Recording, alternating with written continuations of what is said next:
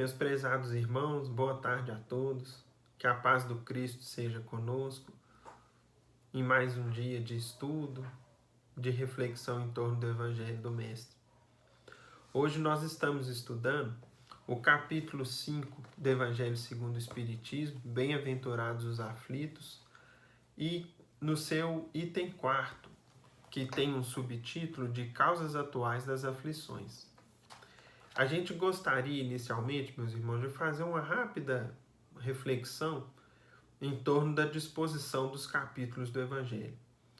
A gente percebe que, com o passar dos tempos, às vezes a gente vai refletindo e imaginando e chegando a algumas conclusões simples e bem superficiais sobre a disposição dos capítulos. E a gente observa que esse capítulo sobre bem-aventurados os aflitos está logo no começo do Evangelho e a gente entende o porquê disso, que isso não é à toa. A gente vê, por exemplo, que os primeiros capítulos foi feito um grande esforço por Kardec e pela espiritualidade superior de mostrar para a gente inicialmente a harmonia entre a lei antiga, no que diz respeito ao conteúdo divino que Moisés nos trouxe, ou seja, aos 10 mandamentos e as interpretações, aquilo que se segue alinhado aos 10 mandamentos, descartando a lei civil de Moisés, ou seja, o alinhamento entre os 10 mandamentos divinos, Jesus e a doutrina espírita. Nós vemos ainda no capítulo, em um dos capítulos iniciais também, o esforço da espiritualidade superior em mostrar para a gente que há muitas moradas na casa do Pai, pedindo a gente, nos demonstrando que a gente abra o nosso horizonte de análise, para que a gente deixe de analisar a vida somente no seu aspecto da Terra, daquilo que a gente até então consegue perceber. E para que a gente, portanto, consiga imaginar a vida como algo muito mais amplo. E tanto que depois, na literatura espírita que se segue, isso é demonstrado para a gente em páginas variadas, igual a gente já teve a oportunidade de estudar algumas vezes. Depois, meus irmãos, nós vemos, por exemplo, no capítulo 4, um esforço feito para mostrar para a gente que a reencarnação, como chave de entendimento do Evangelho do Cristo, estava presente nas lições dele, à sua época, e não foram, às vezes, devidamente compreendidas ou tiveram traduções distorcidas. Então, é feito um esforço por Kardec e os bons espíritos em mostrar também para que a gente compreenda que a reencarnação não é uma inovação da doutrina espírita. Pelo contrário, era uma crença antiga dos judeus sob outra forma e de maneira muito superficial, mas que Jesus mencionou, não refutou e, pelo contrário, deixou introduções a respeito.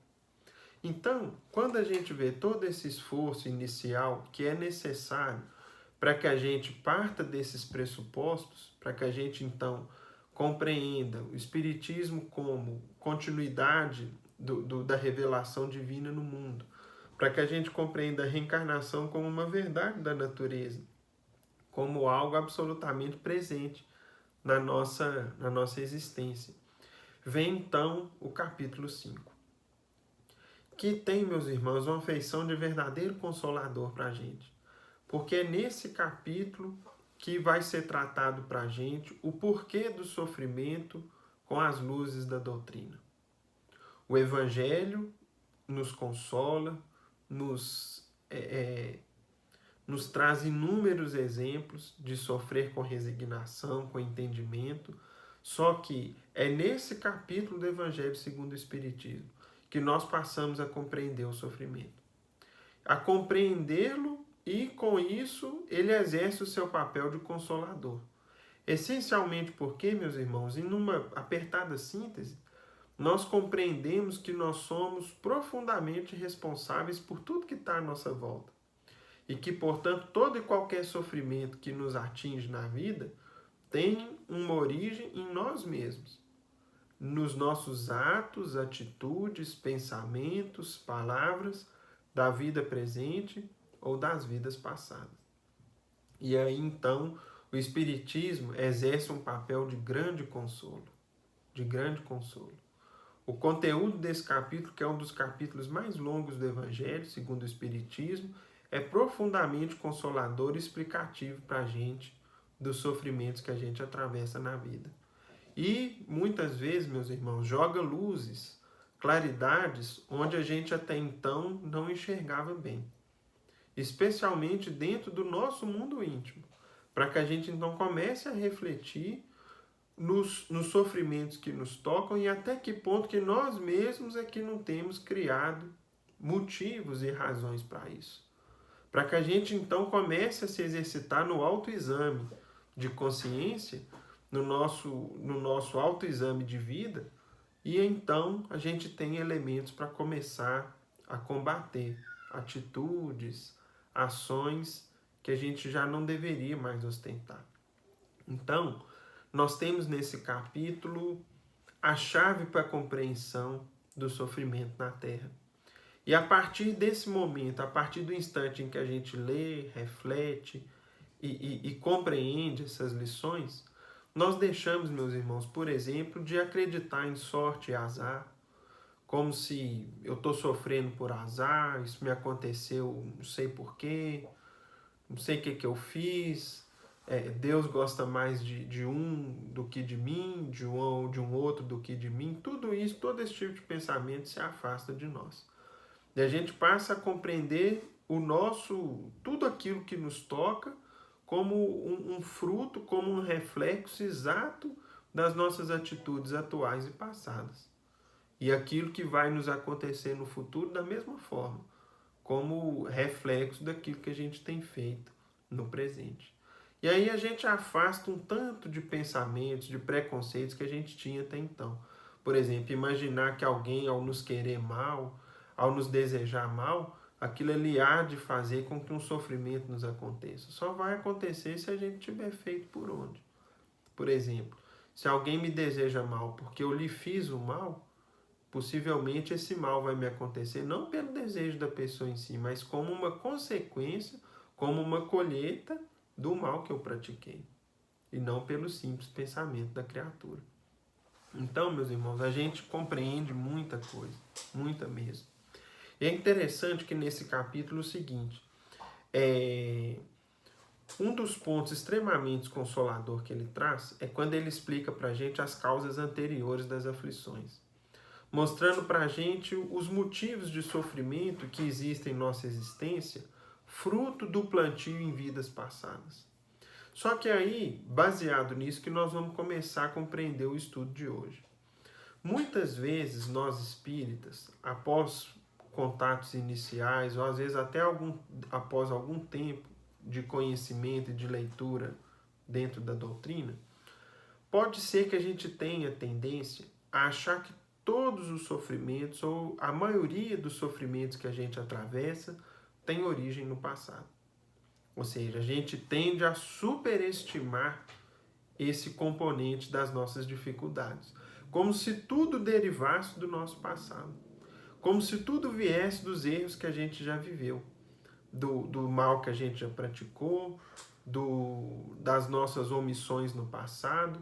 E, portanto, meus irmãos, esse é um perigo, um cuidado que a gente tem que ter, porque quando a gente superestima ou imagina num grau muito alto as causas anteriores das aflições, nós deixamos de perceber, deixamos de ter a devida atenção para as causas atuais das aflições. E é isso que nós vamos estudar hoje.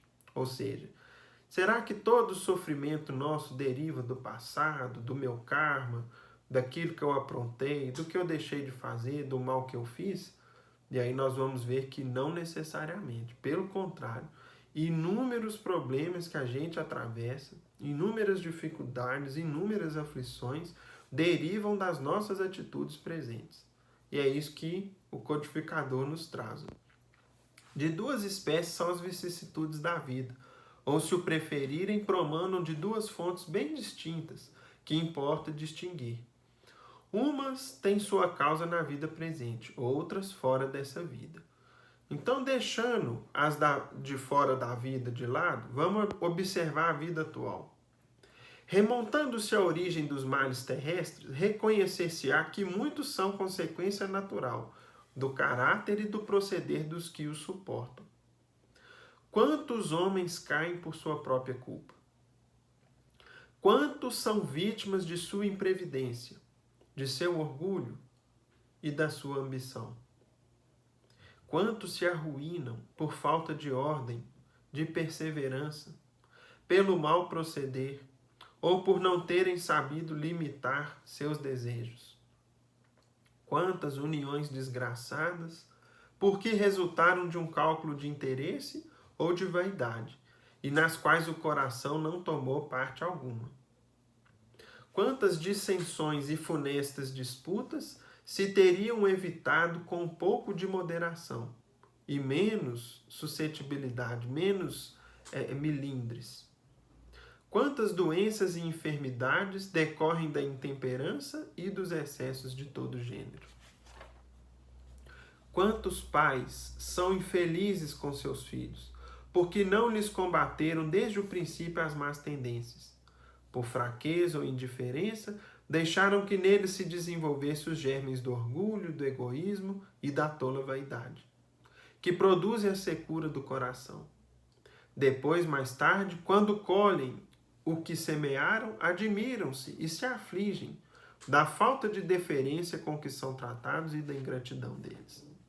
Então, meus irmãos, a gente vê aqui, antes ainda de terminar a leitura e a análise, que Kardec traz uma enormidade de situações que geram aflições, problemas, dificuldades, angústias para a gente e que estão ligados à nossa atualidade, à nossa vida atual, à nossa vida presente.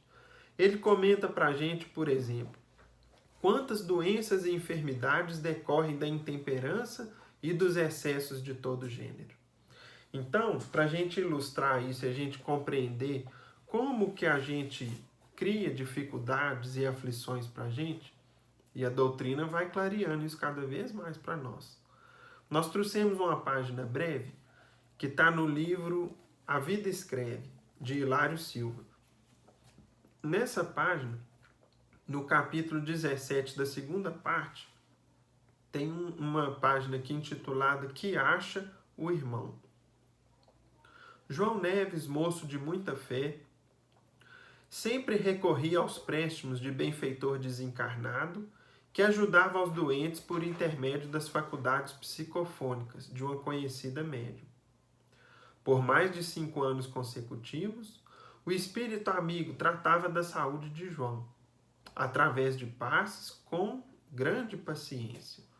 Então, nós estamos falando aqui de um espírita que frequentava uma fraternidade, e nessa fraternidade ele tinha o hábito de tomar passes, né, os passes magnéticos, tal como a gente tem no solar, e isso já havia 5 anos que ele vinha fazendo o tratamento com os passes e atravessando problemas e dificuldades de saúde.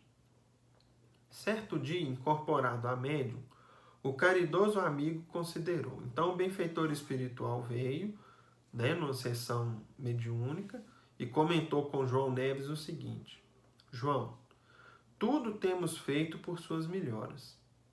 Entretanto, o problema gástrico está renitente. Ou seja, está difícil resolver o problema aí que você traz no seu sistema digestivo, no seu estômago. E perguntou: o que você hoje comeu no almoço? O rapaz informou rapidamente: comi feijão e arroz, 5 batatas, 2 empadas grandes, 1 prato de saladas, 2 pães com manteiga, 2 bifes, 4 ovos e 2 xícaras de café quente. Aí ficou pensando assim, né, reticencioso, olhando pela sala e concluiu: acho que foi só isso. Notando que o espírito silenciou, João perguntou: que acha o irmão? O benfeitor sorriu através da médium e respondeu: eu, João, o que eu posso falar? Penso apenas que o único remédio em seu caso seria Deus conceder a você 2 estômagos. Então, meus irmãos, vocês imaginem isso numa reunião mediúnica, né? Ou seja, a pessoa recebendo esse tipo de diagnóstico e de avaliação da espiritualidade, que muitas vezes não tem rodeios conosco, são claros, diretos para o nosso bem. Ou seja, talvez aquilo ali iria de fato levá-lo a refletir. Por quê? Como que harmonizar o estômago comendo essa quantidade toda? Isso ali no almoço, fora a janta, o lanche, o café da manhã, que devia ser um exagero atrás do outro. Então, meus irmãos, quando a gente se depara com uma situação como essa, nós começamos a refletir, por exemplo, como que os excessos na vida nos fazem mal. Aqui, no caso, o excesso da alimentação. Estava provocando nele um desequilíbrio no estômago que dificilmente ele ia conseguir contornar, se ele não mudasse de hábito, se ele não mudasse a forma dele de agir. Então, Kardec fala aqui para a gente vários exemplos, comenta para a gente sobre as uniões infelizes, que é quando às vezes os casais se formam por um cálculo de interesse, não por amor, não por afeto, e todas as aflições que derivam daí. Comenta para a gente quantos problemas a gente evitaria se a gente fosse um pouco mais moderado, se a gente fosse um pouco mais sereno diante das dificuldades, dos problemas, soubesse ficar calado nas horas das aflições, sem ofender as pessoas. Comenta para a gente, por exemplo, em relação aos filhos, quantos pais se queixam da ingratidão, da indiferença dos filhos, quando às vezes, se eles forem avaliar, fazer um autoexame, vão ver que às vezes os filhos cresceram sem uma noção religiosa, cresceram sem um princípio de fé, ou cresceram com excesso de ternura dos pais, o que prejudica no processo educativo, ou às vezes com excesso de energia, raiando pela violência, o que também não faz bem. O importante, né, conforme a doutrina nos explica, é que a gente tenha energia temperada pelo amor, pelo carinho, pelo afeto, mas para que o filho saiba, por exemplo, ter limite, ter as noções de moral, da religiosidade, etc.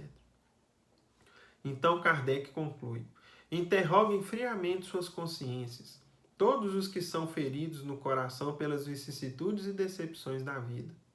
Remontem passo a passo a origem dos males que os torturam e verifiquem se as mais das vezes não poderão dizer: se houvesse feito ou deixado de fazer tal coisa, não estaria em semelhante condição. A quem então há de o homem responsabilizar por todas essas aflições, senão a si mesmo? O homem, pois, em grande número de casos, é o causador de seus infortúnios. Mas, em vez de reconhecê-lo, acha mais simples, menos humilhante, para sua vaidade acusar a sorte, a providência, a má fortuna, a má estrela, ao passo que a má sorte é apenas a sua incúria. Os males dessa natureza fornecem, sem dúvida, um notável contingente ao cômputo das vicissitudes da vida. O homem evitará quando trabalhar por se melhorar moralmente, tanto quanto intelectualmente. Então é isso, meus irmãos, é isso que a gente vê. E Kardec, cada item desse aqui, se a gente for analisar bem, cada item desse dá para a gente desenvolver. Ou seja, os excessos da alimentação, os excessos não só no sentido físico, né, da alimentação, do hábito do fumo, da pessoa que infelizmente às vezes recorre ao entorpecente, ou mesmo os excessos da alma, o excesso de vaidade, o excesso de orgulho, de egoísmo, quanto que isso prejudica e nos traz problemas. É isso que Kardec pede primeiro para que a gente reflita. Tanto é que isso aqui veio primeiro do que a abordagem das causas anteriores das aflições. No Livro dos Espíritos, nós vamos ver, no capítulo onde está a pergunta, que é o nosso comentário de hoje, ele é um capítulo intitulado Penas e Gozos Terrenos. É o capítulo 1 da 4ª parte do Livro dos Espíritos. E ele é muito esclarecedor para a gente, porque ele começa assim: o homem pode gozar de completa felicidade na terra? Não, porque a vida na terra lhe foi dada como prova ou expiação, mas depende dele amenizar os seus males e ser tão feliz quanto possível na terra. Ou seja, para que a gente não aspire uma felicidade completa e total na terra, porque ela não existe aqui. Mais adiante tem uma pergunta que a gente sempre estuda e deve sempre refletir. A felicidade terrestre, a 922, é relativa à posição de cada um. O que basta para a felicidade de um constitui a desgraça ou a infelicidade do outro. Haverá, contudo, uma medida comum de felicidade para todos os homens? Resposta: para a vida material é a posse do necessário. Para a vida moral, a consciência tranquila e a fé no futuro. Então, meus irmãos, se a gente conseguir cumprir esses 3 pontos aqui, nós vamos nos caminhando para ter uma felicidade relativa, um estado de paz e de alegria na vida presente. Por mais que tenhamos lutas, dores e dificuldades, se a gente estiver de fato se esforçando na linha desses 3 pontos, ou seja, a fé no futuro deriva do entendimento do Evangelho e da doutrina. Quando a gente compreende que todas as dores, Deus está presente em tudo, nada acontece sem a permissão do Pai, e de que nós todos estamos caminhando em direção à angelitude, ao progresso e à luz, e ao Pai divino. Então, todos os males têm uma função educativa, seja para nós quando somos atingidos, seja para aqueles que estão à nossa volta. Tudo tem um porquê, tudo tem uma razão. Aí vem a fé no futuro, ela vai se constituindo. A consciência tranquila é o dever cumprido.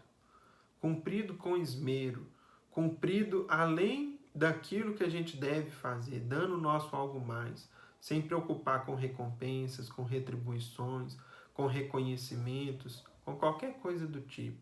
Aí a nossa consciência tranquiliza-se. E a posse do necessário é para que a gente evite o supérfluo, para que a gente não crie necessidades que a gente de fato não tem.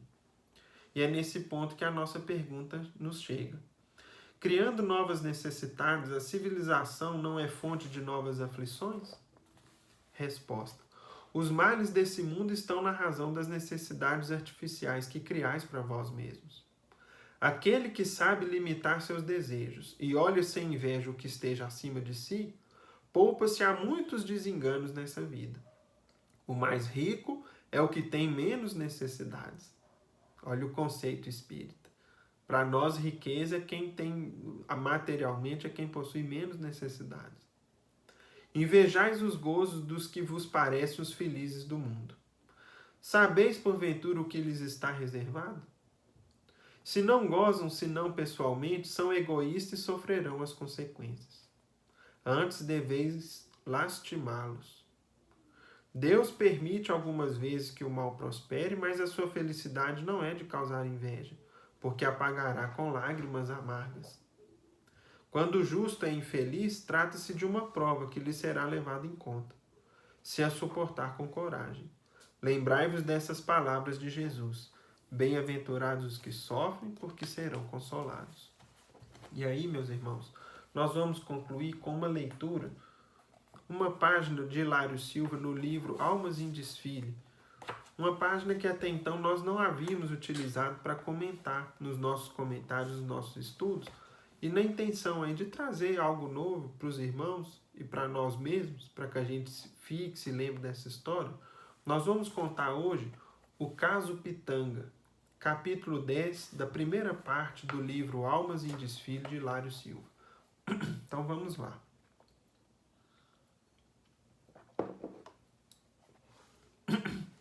Pitanga, suas contas serão encerradas hoje, dizia o Dr. Abranches ao empregado surpreso.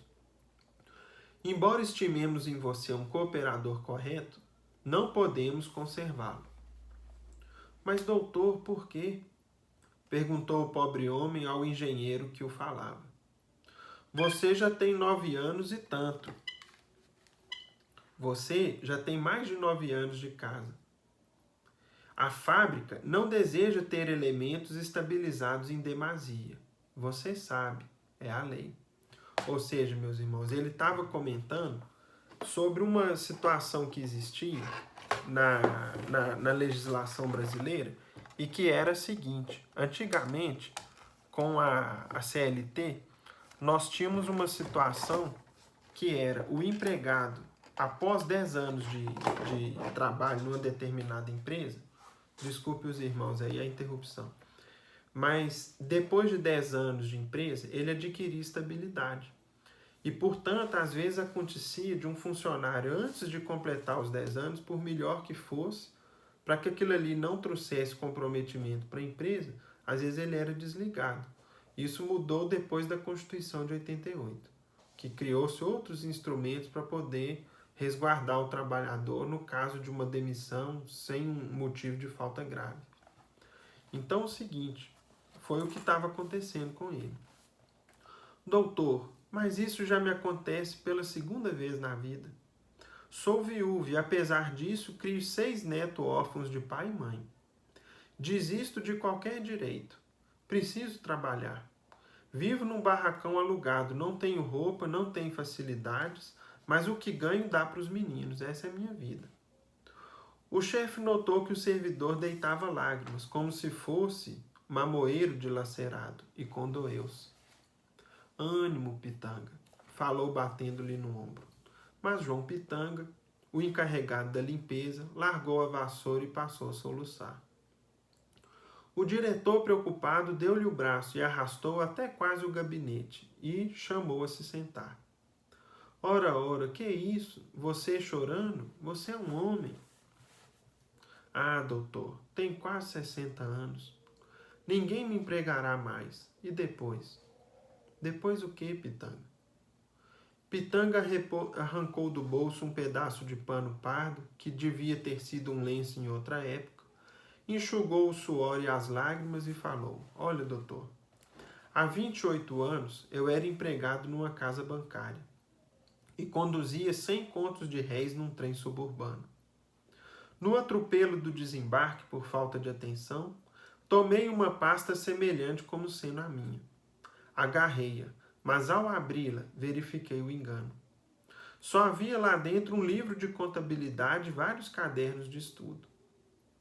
A firma que esperava o dinheiro telefonou para o banco.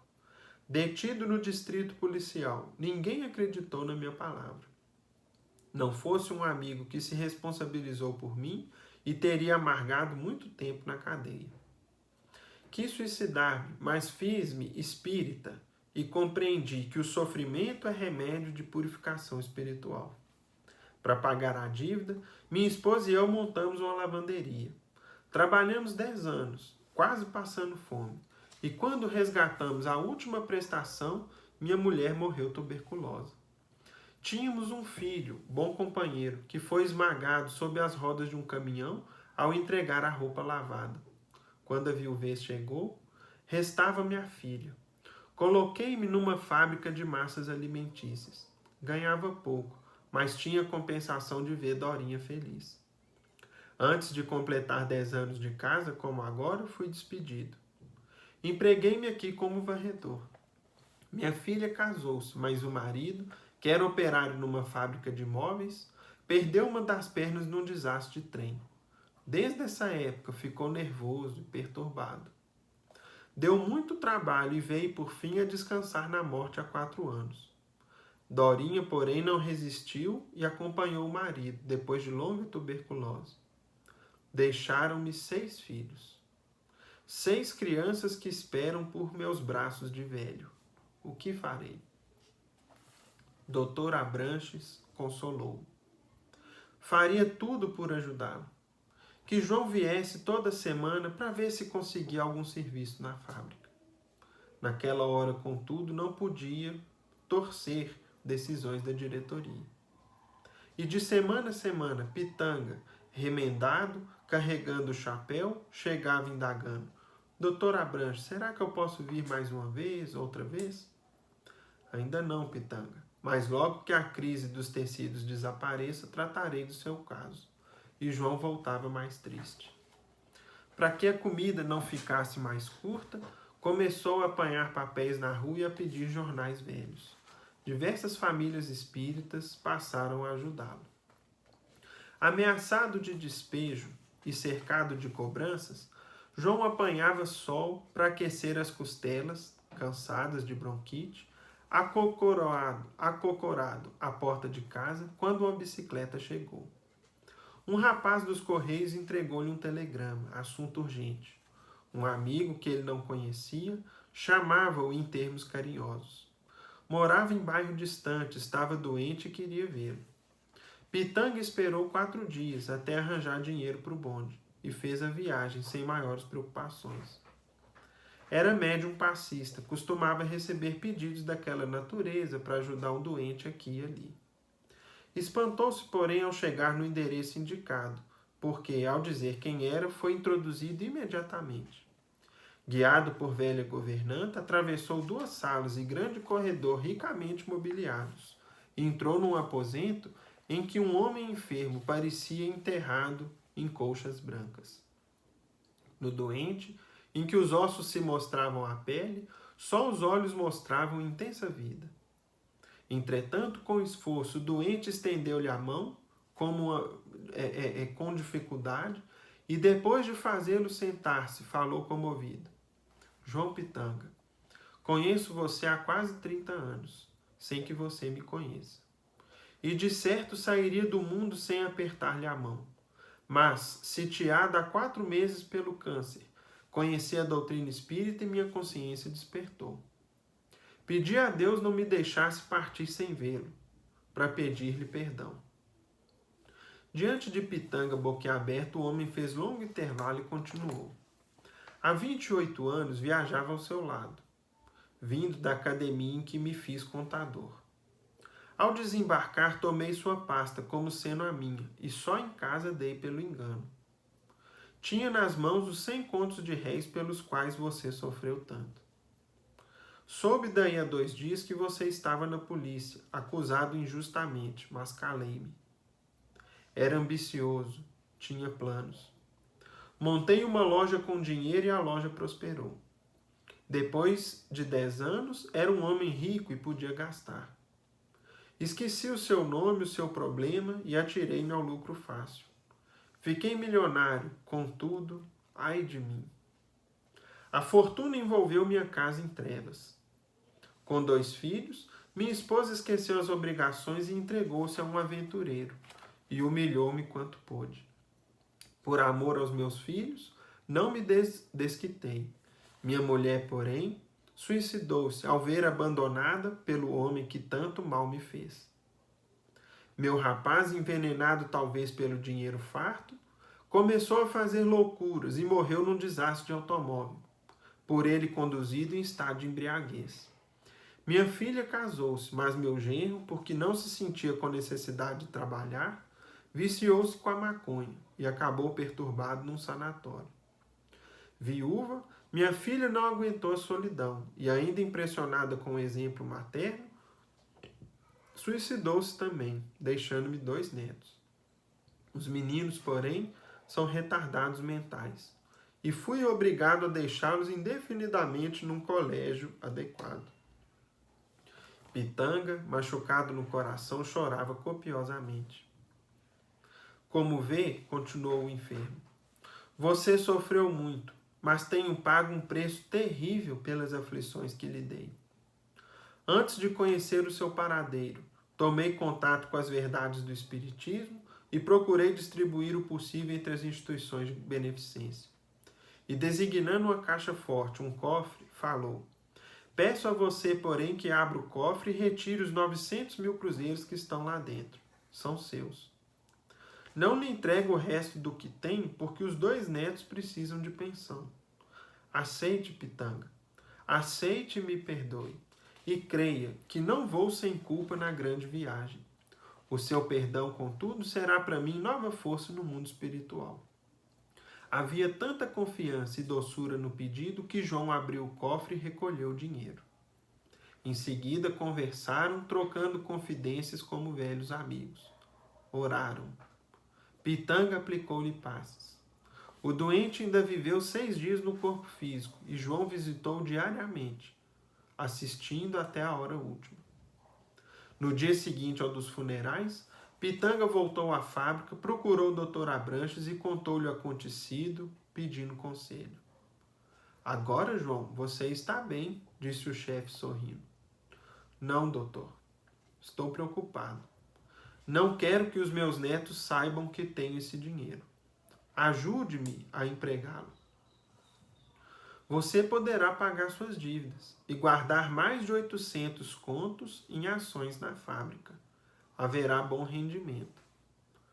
Mas o que, Pitanga? queria que o senhor pedisse à diretoria para dar-me trabalho, ainda que eu tenha de ser novamente despedido daqui a 9 anos. O Dr. Abranches sorriu e prometeu colaborar. Daí a 4 dias, quando Pitanga voltou, encontrou a ordem. Foi readmitido. E sem esperar pelo dia seguinte, pediu a vassoura e recomeçou a varrer. Então, meus irmãos, isso mostra para a gente o que Kardec exemplifica para nós, o que Kardec nos fala com tanto amor e sabedoria. Cuidado com as aflições que a gente mesmo cria para nós. Que a gente reflita em todas elas e comecemos desde já a modificar o curso das nossas atitudes no sentido da gente não criar mais problemas para a gente, de acordo com aquilo que a gente tem feito, de acordo com o que a gente tem falado, mas pelo contrário, para que a gente possa amenizar as dificuldades que já nos encontram na vida. Meus caros irmãos, chegamos ao final do nosso estudo, pedindo aos irmãos desculpa por ter passado um pouquinho do tempo, mas vamos passar a nossa prece de encerramento. Senhor Jesus, Mestre amado, agradecemos ao Senhor o amparo, a proteção que o Senhor sempre nos dedica com tanto amor e carinho. Rogamos ao Senhor, querido amigo, que leve aos lares dos nossos amigos e companheiros, do nosso querido solar, nesta hora, bênçãos de muita paz, bênçãos de saúde, de alegria, de consolo diante das dificuldades, das lutas e problemas que todos enfrentamos. Que possamos todos, Mestre, ter consciência do Teu bendito Evangelho, de maneira que seja para nós sempre a verdadeira bússola, a orientação segura, a orientação que nos traz paz e alegria verdadeiras. Ave Maria, cheia sois de graça, o Senhor é convosco. Bendita sois vós entre os anjos, bendito o fruto de vosso ventre, Jesus. Santa Maria, Mãe de Jesus, roga a Deus por nós, pecadores, encarnados e desencarnados, hoje, agora e sempre, que assim seja. E com a nossa prece, em nome de Deus, nosso Pai, e de Jesus, nosso Mestre amado, agradecemos ao alto e damos por encerrado o nosso singelo esforço de estudo, na santa paz do Senhor, que assim seja. Fiquem com Deus, meus amigos. Até a próxima.